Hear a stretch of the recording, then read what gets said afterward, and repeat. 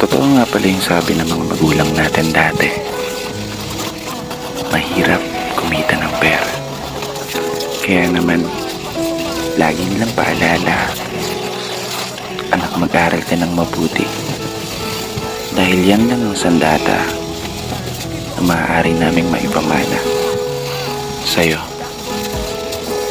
Isang sandata na magagamit mo sa mga panahong wala na kami sa tabi mo, para gabayan ka o itama yung mga mali na pwede mong maging desisyon, lalo sa sitwasyon na tanging sarili mong lakas ang ituturing ng pundasyon para harapin yung mabibigat ng mga pagsubok at hamon.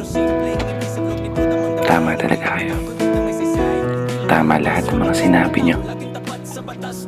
Eto na po yun. Ako, laban sa mundo. Ako, para sa pangarap ko. Di ko may tatanggi. Minsan ko na rin hiniling ang mabilis na paglaki. Dahilan para ang inyong mga pamahan at paalala ay nagawa kong may santabi. Aminadong nakagawa rin ng mga pagkakamali, mga pagkakataong hindi na sana nasayang kung natutunan kong humindi. Mga daan na pinili kong lakaran kahit salungat sa kakayahan ng mga binti.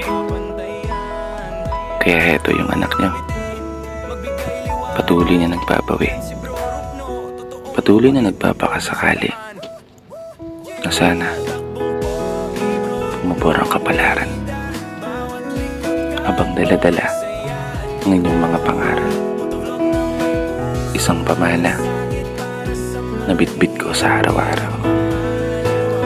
Hindi ako sigurado kung gagana yung mga plano. Ang tanging alam ko lang, magagawa ko itong may panalo. At sa araw na yun, pangako, kayo naman. Sa araw na yun, babawi ako sa inyo. Maraming salamat sa sandata niyong ipinamana. Dito na nagtatapos.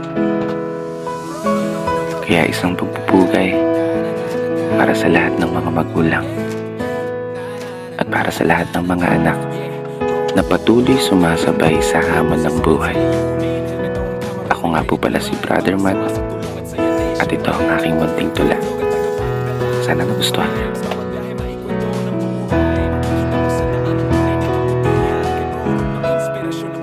Brad Bong Pogi, Rorupno ang bida.